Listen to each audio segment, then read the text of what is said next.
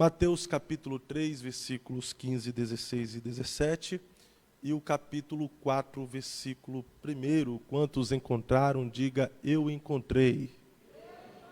Maravilha, está escrito assim: Jesus, porém, respondendo, disse-lhe: deixa por agora, porque assim nos convém cumprir toda a justiça. Então, ele o permitiu. E sendo Jesus batizado, saiu logo da água, e eis que se lhe abriram os céus, e viu o Espírito de Deus descendo como pomba e vindo sobre ele. E eis que uma voz dos céus dizia: este é o meu Filho amado, em quem me comprazo. Capítulo 4, versículo 1. Então, foi conduzido Jesus pelo Espírito ao deserto, para ser tentado pelo diabo. Pode tomar o seu assento, por gentileza. Me empresta a sua atenção para que possamos compreender, entender o que Deus tem para falar conosco através destes versículos lidos, inserido em um contexto que, na minha opinião, é um dos mais fascinantes do Evangelho de Jesus Cristo. Até porque é nesse contexto que Jesus volta a aparecer no cenário bíblico. Quando ele completou 12 anos de idade, ficou perdido em uma festa. Ficou perdido para José e Maria. Mas ele estava dentro do templo, conversando com os escribas, com os sacerdotes, respondendo todas as perguntas que os escribas lhe faziam. Mas as perguntas que Jesus fazia a eles nada sabiam responder. E eles se admiraram. Como é que pode? Uma criança de 12 anos consegue nos responder o que nós perguntamos e nós não conseguimos responder aquilo que ele nos pergunta. José e Maria estavam desesperados. E ao encontrar Jesus, direcionado pelo Espírito Santo, José leva o seu filho para uma pequenina cidade, rejeitada, desprezada, cidade essa por nome de Nazaré. Questionada futuramente por Natanael, poderia vir alguma coisa boa de Nazaré? E foi nessa cidade que Jesus ele cresceu. E é aqui que a Bíblia nos oculta toda a história de Jesus. A sua adolescência, nós não sabemos como é que foi.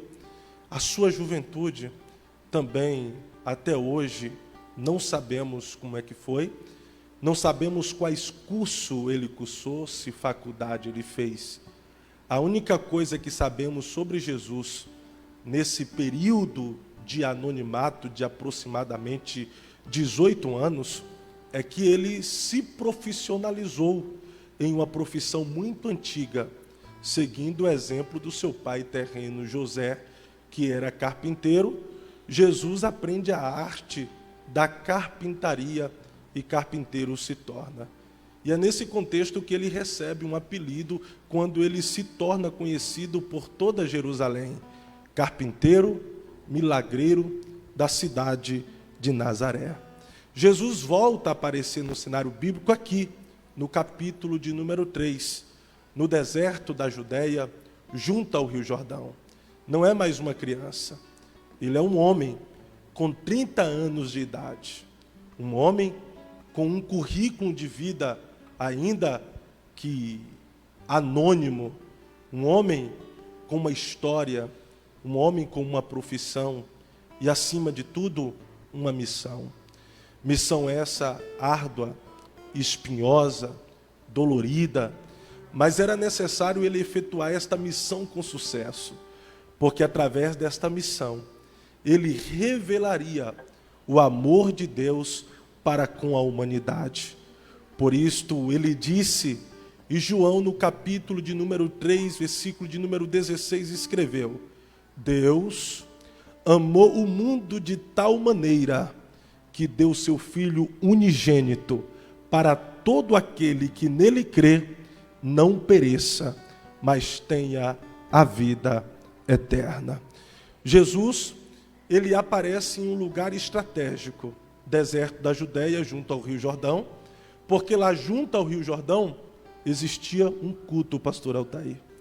Um culto que se tornou famoso em toda Judá, em toda Jerusalém, em todo Israel, em toda a Judéia.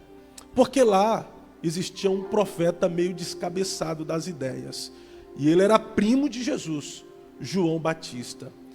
Tendo como opção as sinagogas, o templo, ou as praças públicas, como faziam alguns profetas no Antigo Testamento, João Batista decidiu ir pregar no deserto, um lugar aonde as pessoas evitavam de ir, por não ser um lugar confortável de se estar. Mas foi para lá que João Batista foi pregar. E quando saiu a notícia que existia um profeta lá no deserto da Judéia pregando, multidões se reuniam para ouvir João Batista. Talvez alguns religiosos da época não entendiam, porque além de ser um lugar não aconchegante, não confortável, a mensagem que João pregava também não era agradável. A mensagem dele era de juízo, de arrependimento, na nossa linguagem, mensagem de confronto e de conserto. O povo ouvia João Batista dizer: o machado está posto na raiz, e a árvore que não der fruto será cortada e lançada no fogo. Mas vocês que vieram ao deserto, eu dou uma chance para vocês produzir frutos dignos de arrependimento. Suas cobras, raça de víboras, quem vos ensinou a fugir da ira vindoura? Se ofereçam para ser batizados aqui agora no Rio Jordão, e assim vocês estarão livres da condenação que está por vir. Esse culto era marcante pela pregação de João Batista e pela presença do Espírito Santo que havia sobre ele, a ponto de despertar interesse em multidões diariamente para ouvir João Batista. Mas nesse dia aqui será um culto diferente, porque o culto já era bom sem a presença de Jesus de forma perceptível.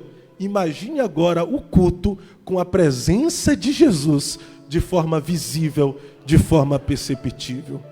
Jesus decide honrar aquele culto com a sua presença para que todos os olhos o contemplem e o vejam. Para você compreender um pouquinho, eu gostaria de montar um cenário aqui contigo, e eu sei que a sua mente é fértil e você consegue fazer isso. Aonde o pastor Altair está, existe uma multidão. Essa multidão está direcionada para cá, porque do lado de cá está o profeta João Batista. Atrás do profeta está o Rio Jordão. E João está pregando para a multidão. A multidão está com os olhos fixados em João. Os ouvidos estão aguçados, porque eles não queriam perder nada do que Deus fazia através de João, e não queria deixar de ouvir nada daquilo que Deus falava através de João. Vale a pena ressaltar aqui que de Malaquias a Mateus existem 400 anos que Deus ficou em silêncio. Não se levantou profeta em nome do Senhor. João Batista, ele está sendo usado por Deus para interromper um silêncio de mais de 400 anos. Então ninguém era bobo de ir para o deserto, sofrer com o sol caustigante, para ouvir Deus falar, para ver Deus fazer e ficar viajando na maionese. Todos queriam ver o que Deus fazia e queriam ouvir o que Deus falava. Os olhos estão fixados em João. E João está pregando. O machado está posto. A árvore que não der fruto será cortada e será lançada no fogo. Mas vocês podem produzir frutos dignos de arrependimento. Eu estou aqui para batizar vocês, para que vocês se tornem uma nova criatura. E João pregava. Na proporção que João pregava, Jesus, ele vai aparecendo no cenário, vai rompendo a multidão, passa por um, passa por outro, chega adiante. E quando ele contempla o seu primo João Batista, ele diz: eu quero ser batizado. João, que estava pregando, fica trêmulo, a voz fica embargada, e ele, com dificuldades de continuar a sua mensagem, ele se silencia. E há um silêncio, como se fosse este aqui. O silêncio é interrompido mediante a pergunta de algum curioso, seja alguém da multidão ou seja algum discípulo de João. Mestre, o que é que aconteceu? Nunca vimos tomar tal atitude. Por que de uma hora para outra o Senhor se silenciou, ficou trêmulo e está olhando para alguém no meio da multidão totalmente assustado? João interrompe as barreiras das dificuldades da sua fala e começa a dizer: é que acaba de chegar em nosso meio aquele do qual eu vos tenho anunciado todos esses dias. Vocês já ouviram eu falar que após mim viria um que eu não seria digno de curvar-me e desatar as correias das suas sandálias. Vocês têm visto? Eu estou batizando aqui nas águas do Rio Jordão esse tempo todo para arrependimento, mas esse que acaba de chegar, ele vos batizará com o Espírito Santo e com fogo. Surge um questionamento: quem é ele, João? E João diz: ele é o Cordeiro que tira o pecado do mundo. Quem é ele, João? Ele é aquele que foi profetizado pelo profeta Isaías, que disse que de uma virgem ele nasceria, que seu principado sobre nós estaria e que o seu nome seria maravilhoso, Conselheiro, Deus forte, Pai da eternidade, Príncipe da paz. Quem é ele, João? Ele é o Emanuel, que traduzido quer dizer Deus conosco está. E Jesus está dizendo: João, me batiza. Não, eu não posso. Eu que deveria ir a ti, mas é tu que vem a mim. João, é necessário se cumprir toda a justiça de Deus. Venha. Eu vou te batizar, mesmo tu sendo maior que eu. Jesus entra dentro das águas do Rio Jordão. João o batiza. E quando Jesus ele sai das águas, acontecem 3 coisas magníficas naquele culto, que deveria acontecer em todos os cultos que Jesus estivesse presente. O que aconteceu naquele dia deveria acontecer em um culto que tivesse uma multidão, ou que não tivesse a multidão. Até porque a multidão não é importante. O importante é a presença daquele que está onde tem 2 e aonde tem 3. O que aconteceu naquele culto deveria acontecer em um culto que tivesse um pregador famoso, ou se não tivesse o tal do pregador famoso. Até porque o pregador não é importante. O importante é a presença de Jesus que inspira o pregador. O que aconteceu naquele culto deveria acontecer em um culto em que tivesse um cantor renomado, ou se não tivesse o tal do cantor. Até porque o cantor não é muito importante assim. O importante é a presença de Jesus que recebe a adoração do cantor e recebe a adoração da igreja. O que aconteceu naquele culto deveria acontecer em todos os cultos, ainda que estivesse na liderança do departamento de jovens, adolescentes, círculo de oração, missões, ou em uma consagração como essa. Até porque quem está na frente do departamento, desculpa, não é tão importante assim, mas o importante é aquele que inspira, que orienta os líderes de departamento. E eu vou te dar uma notícia: em um culto que Jesus está ausente, o fraco sai fraco, o caído sai caído, o derrotado sai derrotado, o desanimado sai desanimado, o doente sai doente, o ferido sai ferido, o oprimido sai oprimido, Aqueles que têm algumas necessidades saem mais necessitado ainda. O angustiado sai angustiado. Mas em um culto em que Jesus está presente, o cenário muda. É Ele quem dá força ao fraco. É Ele quem levanta o caído. É Ele quem cura os enfermos, sara os doentes. É Ele quem liberta os oprimidos. É Ele quem dá alegria aos entristecidos. É Ele quem dá paz aos perturbados. É Ele quem dá vida aos mortos. E eu não sei se você percebeu, de forma invisível, porém real, Jesus está neste culto. Então, já que alguns levantaram as mãos, quem pode, deixa a mão levantada. Porque enquanto você estiver com a mão levantada, liberando palavras de louvor para Ele, Ele está te visitando agora e está suprindo todas as suas necessidades em glória.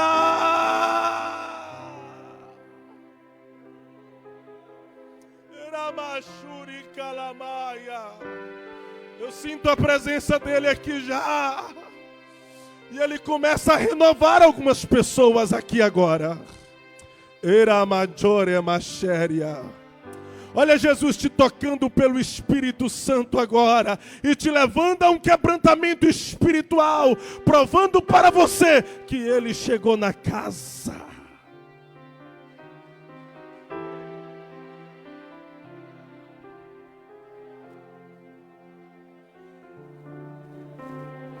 Primeira coisa que aconteceu naquele culto, que deveria acontecer nesse culto aqui, em todos os cultos que Jesus estivesse presente, está no versículo de número 16. E saindo ele das águas, eis que se lhe abriram os céus. Em todo culto que Jesus está presente, ele tem interesse de abrir os céus sobre nós. Céus abertos na Bíblia reflete a manifestação da glória de Deus. Os céus se abriu para Isaías e ele disse: eu vi o Senhor assentado sobre um alto e sublime trono. Os céus se abriram para Ezequiel e ele disse que viu querubins, rodas de fogo, uma visão extraordinária. Os céus se abriu no Novo Testamento para Estevão e ele disse: eu vi o Filho do Homem, eu vi o Filho à destra do seu Pai. Ou seja, todas as vezes que Deus abre os céus, ele tem a intenção de manifestar a sua glória. E ele sempre tem um interesse, todas as vezes que nós nos reunimos, em manifestar para nós, no mínimo, um pouquinho da sua glória. Mas o porquê algumas pessoas não conseguem sentir, ver e ao menos perceber a manifestação da glória de Deus em nosso meio, em alguns cultos? Talvez seja pela motivação em que as pessoas estão vindo ao culto. Não seja desinteresse de Deus em manifestar. Não é falta de interesse dos céus em se abrir. Não é falta de interesse de Deus em te revelar. Talvez seja o motivo, o porquê você vem aqui. O porquê nós nos reunimos para cultuar.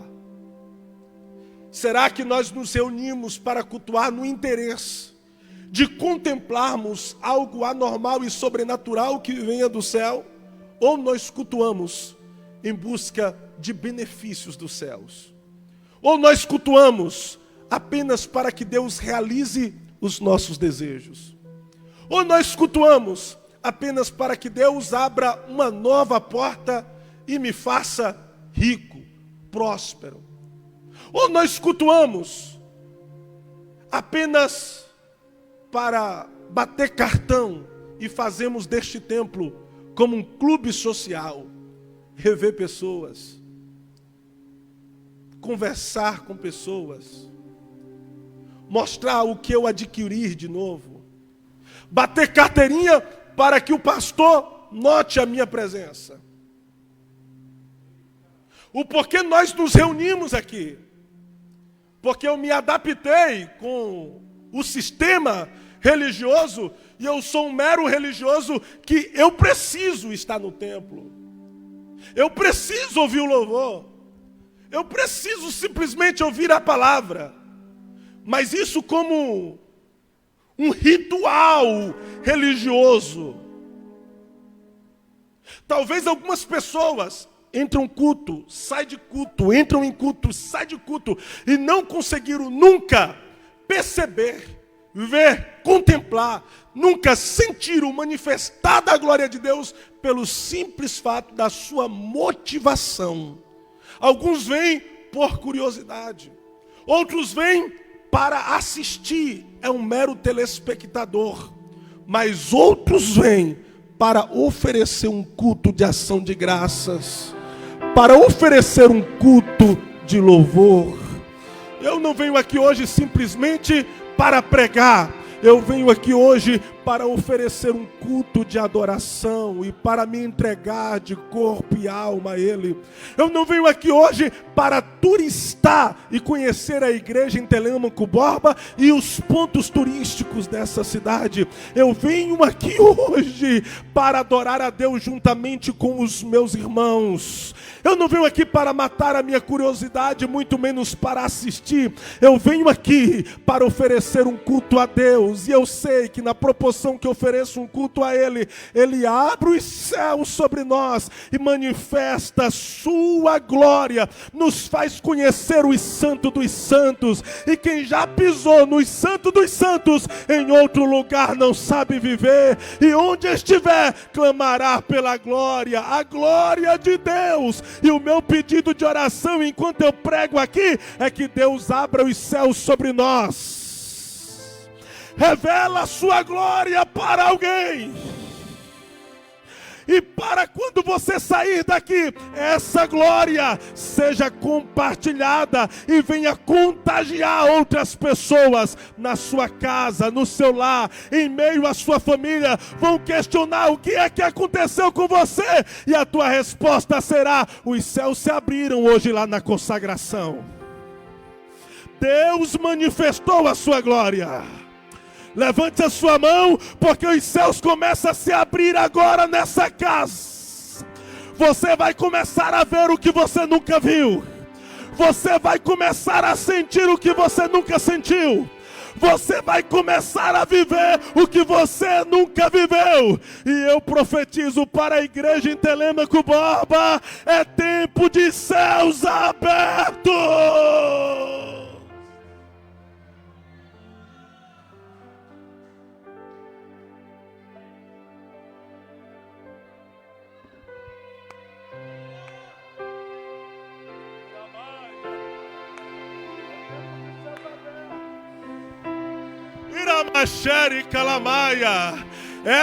Essa igreja viverá experiências com Deus como nunca viveu. A cada culto será um manifestar de glória. Alguns irmãos não saberão se a igreja subiu ou se o céu desceu, mas a certeza é que começa a partir de hoje os céus ficar baixinhos sobre esta casa. Deus, se é verdade isto, aonde houver alguém crendo nesta palavra que está sendo liberada, vai ao encontro dele e dela agora, e desça o céu sobre ele.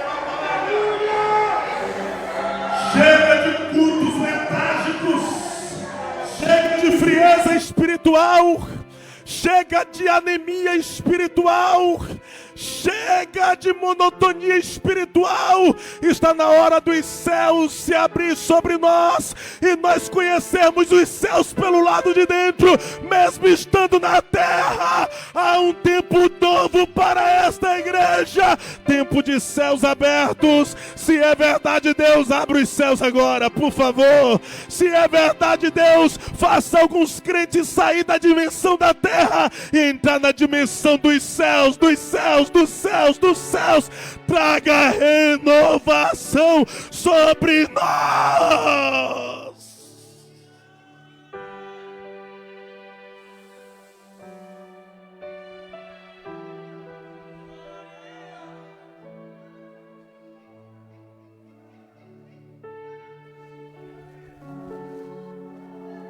Oh, glória.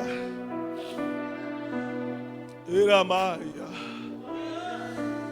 Segunda coisa que acontece naquele culto, pastor Altair, após o céu se abrir, o Espírito Santo desce em forma corpórea de pomba e pousa sobre Jesus.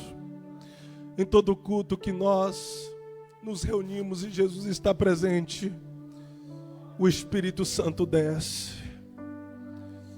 E todas as vezes que o Espírito Santo desce, ele vem por um propósito. O Espírito Santo no início, ele já estava na terra, mas ele estava com um propósito. Deus criou os céus e a terra. E o Espírito pairava, se movimentava na terra. No Antigo Testamento, o Espírito do Senhor, ele descia sobre alguns personagens importantes, sacerdotes, alguns juízes, reis e profetas. Eram esses os privilegiados de receberem o Espírito Santo para cumprirem um propósito, e depois o Espírito Santo voltava. Mas no Novo Testamento, em Atos dos Apóstolos, no capítulo de número 2, quando todos estavam reunidos, unânimes em oração, de repente veio do céu um som, como de um vento veemente impetuoso, e fora distribuída línguas repartidas como que de fogo. Fora o Espírito Santo que concedeu àquelas pessoas que lhe falassem. E todos eles foram cheios do Espírito Santo. Aproximadamente 120 pessoas revolucionaram o mundo da época pelo poder que receberam do Espírito Santo. Todas as vezes que nós nos reunimos, o Espírito Santo ele vem para consolar os aflitos, os angustiados, os entristecidos. O Espírito Santo ele vem para convencer o pecador do juízo, da justiça e do pecado. O Espírito Santo ele vem para se manifestar como revestimento de poder. Sim, enquanto nós estamos aqui, o Espírito Santo do Senhor está em nosso meio, consolando os entristecidos e angustiados. Ele está intercedendo com gemidos inexprimíveis por aqueles que nem conseguem orar. E em contrapartida, ele está depositando tesouros especiais para aqueles que ainda clamam por Deus para receber dons espirituais. Acredite se você quiser, mas enquanto eu prego aqui, eu vejo como se fossem pedras preciosas descendo sobre esta igreja. E em constante oração eu estou dizendo: Deus, que pedras são essas que descem sobre esta igreja? E o Espírito me faz saber que hoje é uma manhã que Ele está depositando nas mãos de alguém a confiança de receber dons espirituais. Ora machere calamaia. Levante a sua mão e receba o dom da palavra de sabedoria e ciência. Receba o dom de orar em línguas estranhas e ore em línguas pela primeira vez. Receba o dom de variedades de línguas. Receba o dom de interpretação de línguas. Receba o dom de discernir os espíritos. Receba o dom de profecia, porque havendo profecia o povo não se corrompe. Receba o dom da fé. Receba o dom de curar os enfermos. Receba o dom de sinais e maravilhas. Receba algo do Espírito Santo aqui, hoje e agora. A partir dessa manhã, não é porque o Fábio está pregando, mas é porque o Espírito do Senhor decidiu entregar o dom que você tem pedido há muito tempo. Você será um agenciador de milagres através do Espírito Santo do Senhor. Se prepare para orar pelos enfermos e repreender as enfermidades.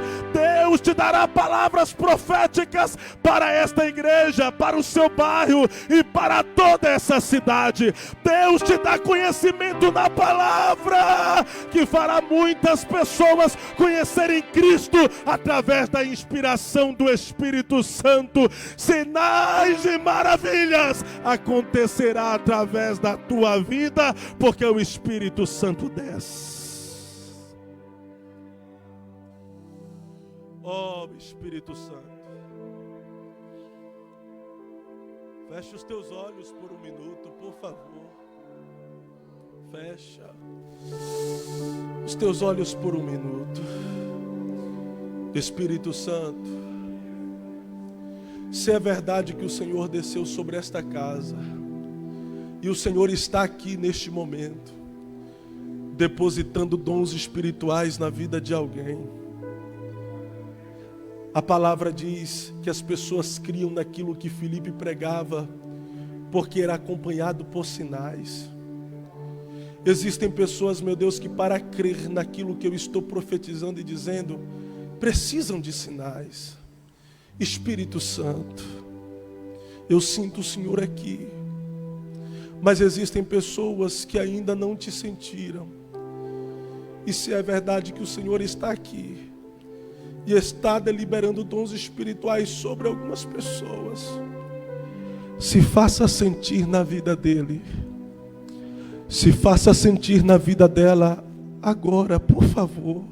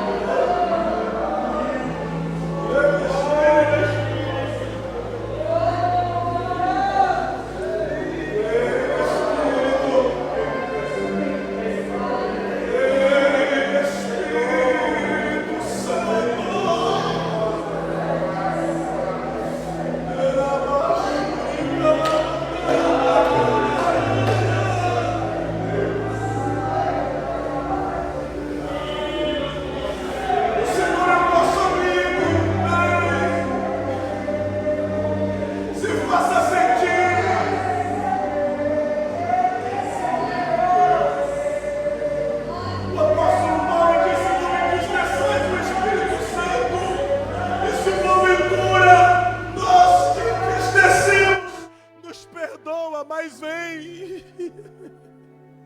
nos perdoa, mas se manifesta, nos perdoa, mas por favor, não deixe de se fazer sentir nesta casa, através dessas pessoas que estão presentes.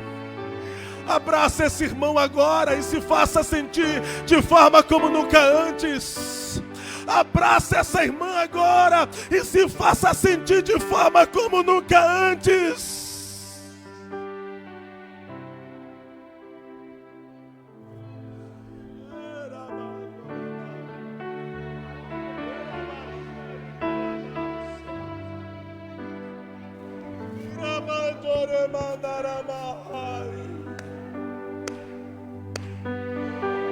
Oh, Espírito Santo.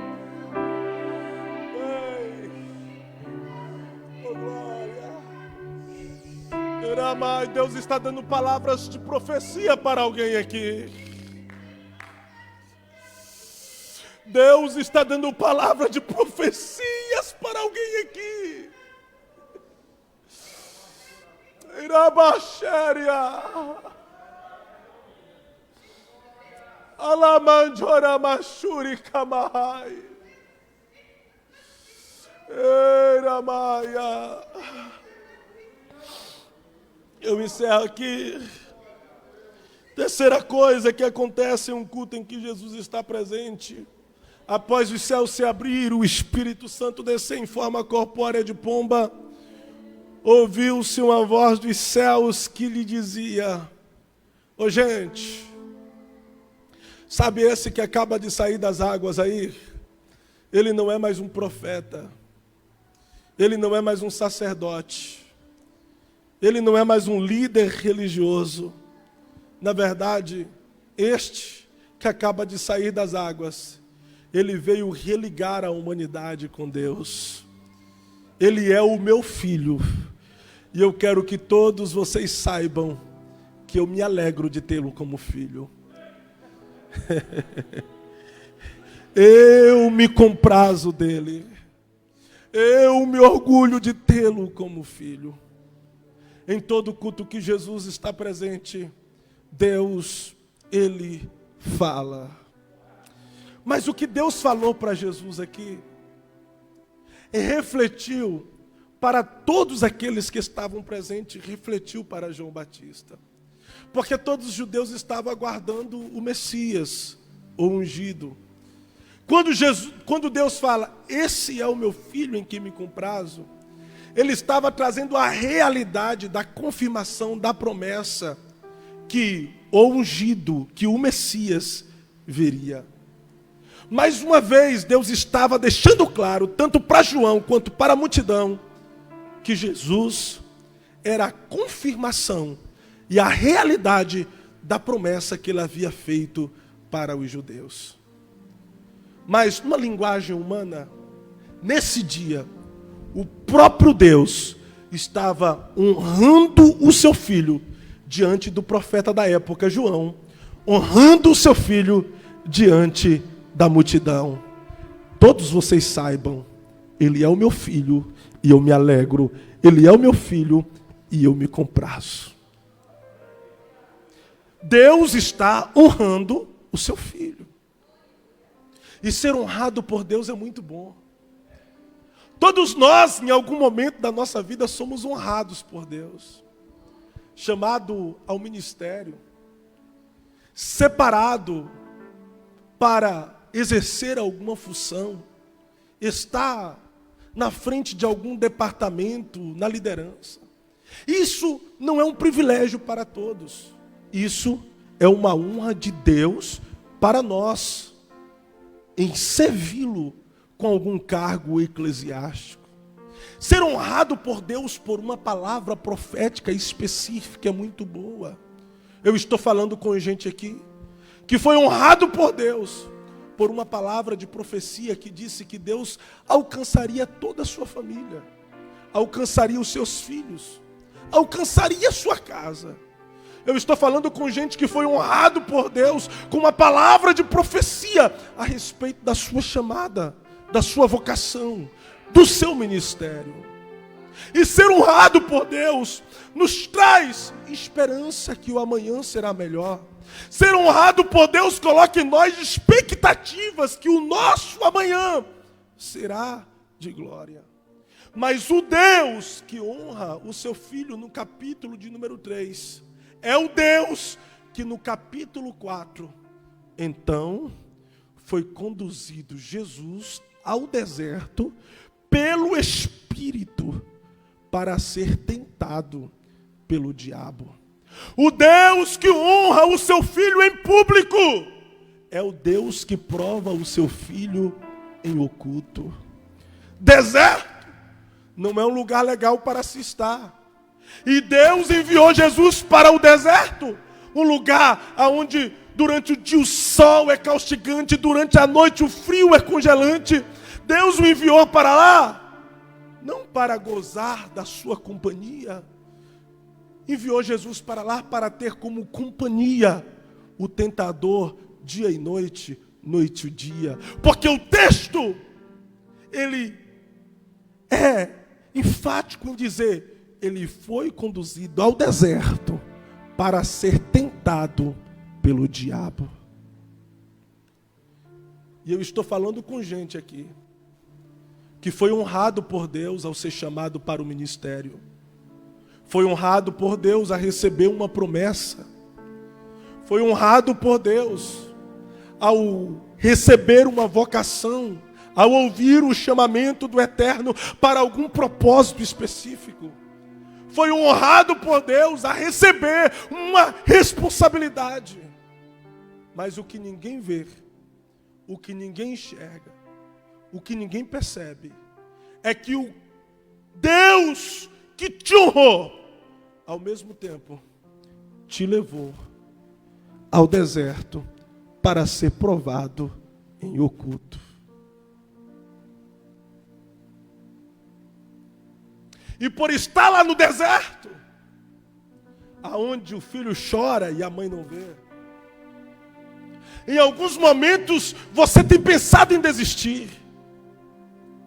Você tem pensado em parar. E em alguns momentos seus questionamentos têm sido esse: Deus, e as promessas? Cadê as promessas, Deus? O Senhor disse que ia fazer, mas nem sinais do Senhor fazer eu estou vendo. O Senhor disse que ia levantar, mas em contrapartida eu estou no chão. Deus, o Senhor disse que ia salvar, mas parece que estão todos em declínio e as coisas estão piores do que antes. Deus, e as promessas?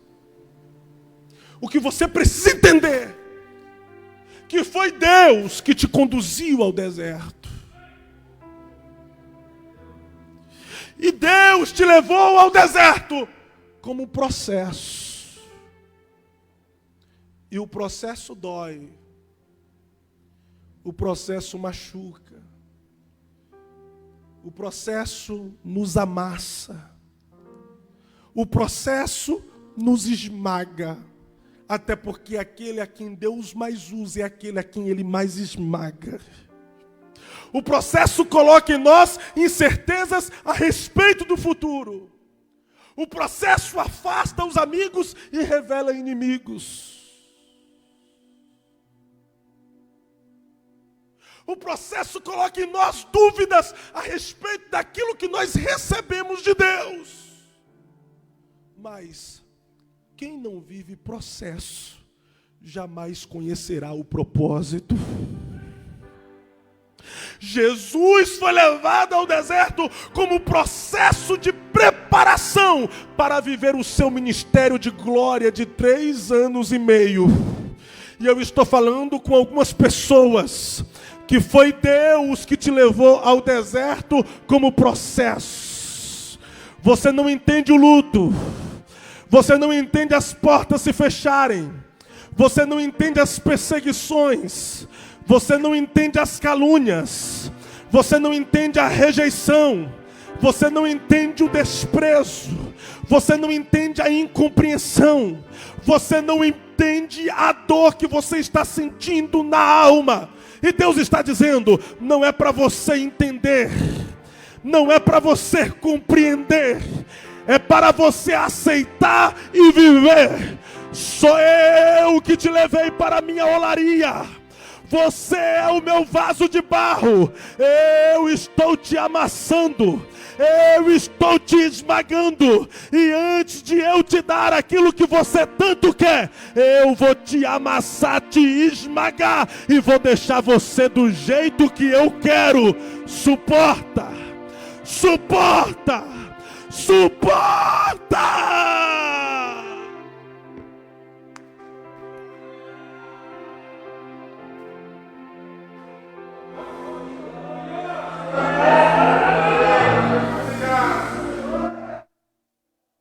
Pastor Fábio, está doendo? Quem te levou ao deserto sabe o seu nível de resistência. E Ele está dizendo: resista. Eu estou no meu limite. Resista. Está difícil? Resista. Eu estou falando com gente aqui que após a consagração chamaria o pastor para entregar o cargo, para entregar a liderança, para entregar a igreja, e Deus está dizendo: resista. Porque quem não passa pelo processo jamais conhecerá o propósito. Se você resistir, o propósito vai valer a pena.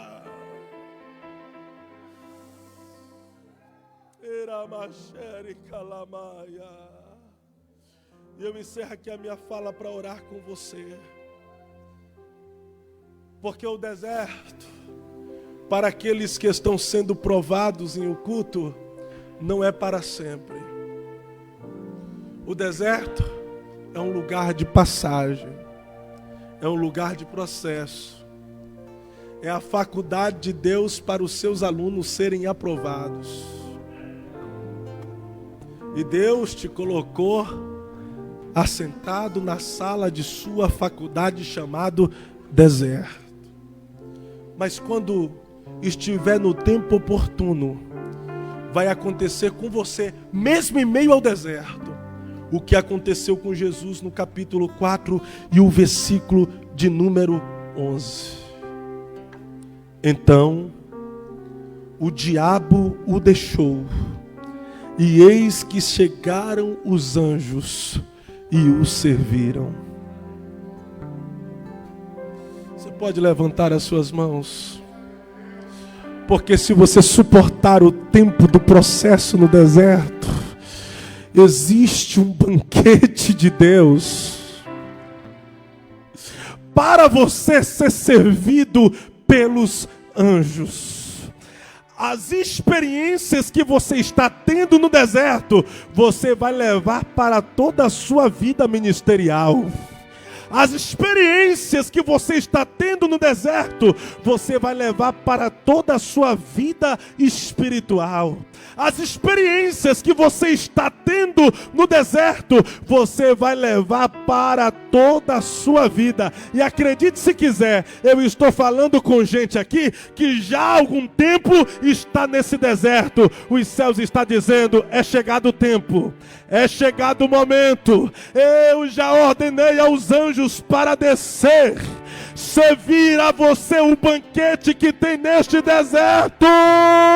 É chegado um tempo novo de sair do deserto e para o casamento em Caná da Galileia e transformar água em vinho.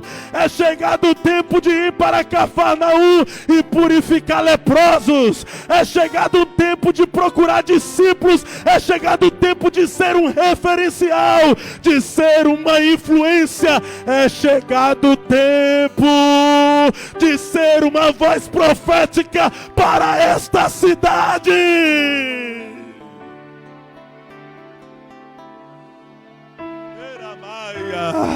Quem consegue sentir o que eu estou sentindo da parte de Deus?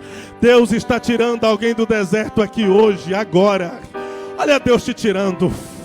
Chore as últimas lágrimas deste deserto. Sofra os últimos momentos deste deserto.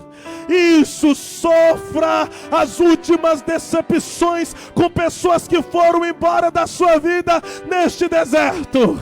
Isso, sofra os últimos momentos desse deserto, porque Deus está te chamando. Saia, saia, saia, saia. É tempo de eu mostrar para todos que te viram para baixo, vão começar a te ver para cima. Que te viram caído, vão te ver de pé. Que te viram doente, vão te ver curado. Que te viram no anonimato, vão te ver hoje. O que eu fiz na tua vida, muitos não vão entender, mas não são para eles entender, porque hoje eu confundo aqueles que não acreditaram no depósito que eu fiz na tua alma.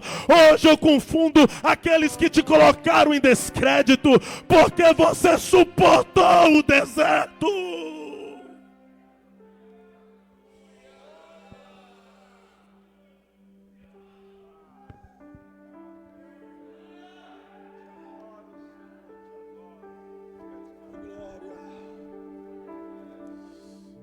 Com a permissão do pastor Altair, Você pode se colocar em pé.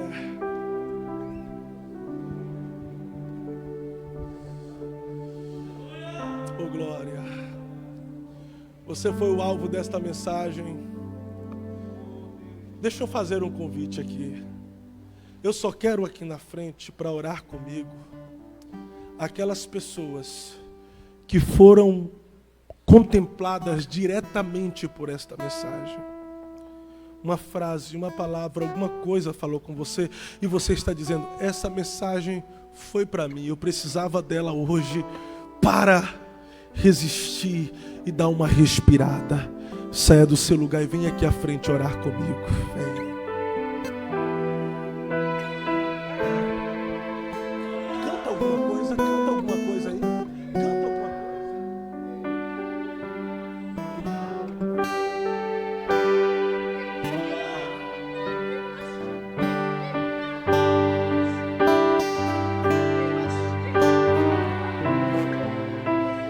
Canta algo aí, meu irmão, canta. Aleluia. Pode vir. Pode vir. Oh, glória. Porque Deus está tratando aqui. Aleluia. Olha aqui para mim. Desertos na vida de um servo de Deus são inevitáveis. Mas todos aqueles que passam pelos desertos da vida têm um testemunho de vitória para contar depois. Eu não vou chorar com você, eu vou te dar os parabéns, porque Deus te escolheu para te dar uma história de superação. E a tua história de superação vai ajudar muita gente a superar. O seu testemunho de superação vai ajudar muito a gente a superar. Alabaia. Eu sei que está doendo, mas suporta. Eramachuri calamai. Feche os teus olhos e libera uma palavra de louvor a Deus, porque essa manhã é manhã de renovação. Deus está renovando as promessas na tua vida. Deus está te fortalecendo.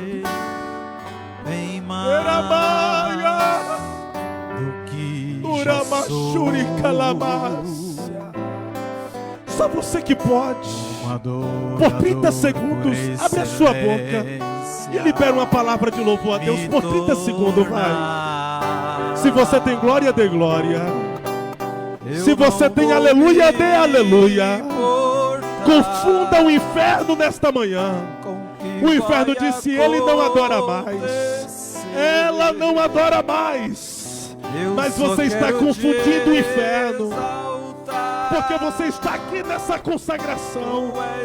E Deus dá um basta neste deserto. Eu não posso me calar.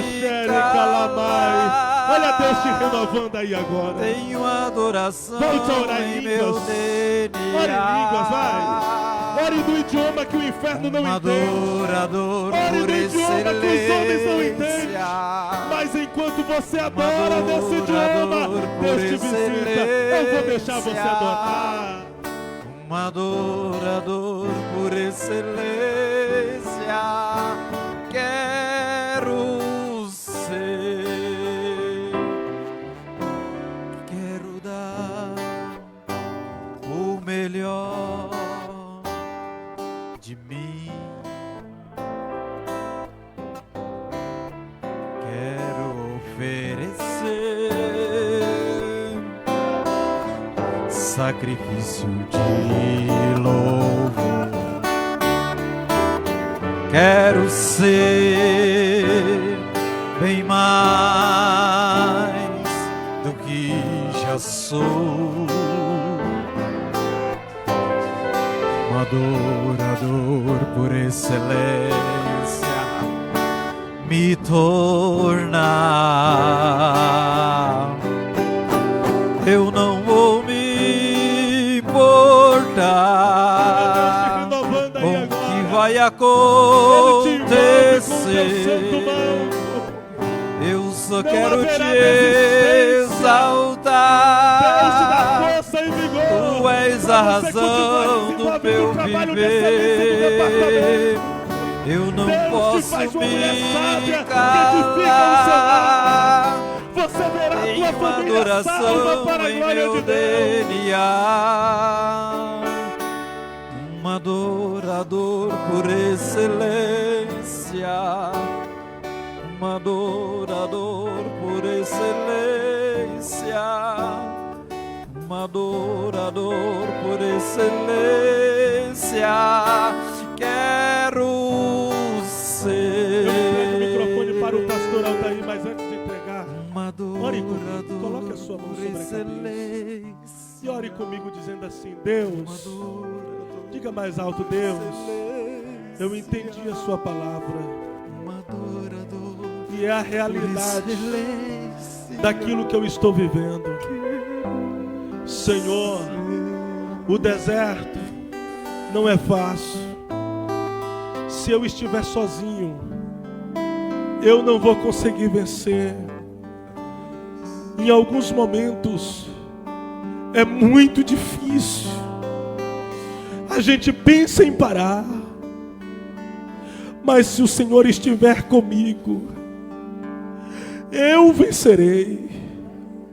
É por isso que nessa manhã eu peço reforço. Agora diga alto: Deus, eu sei que nenhum ser humano suporta receber a totalidade do derramar do Espírito Santo. Mas Deus, eu te peço, o quanto for possível, o Senhor derramar do teu Espírito sobre a minha vida. Derrama hoje, agora, Senhor, por favor, receba o Espírito Santo. Receba o Espírito Santo. Receba forças espirituais. Receba o derramado Espírito Santo.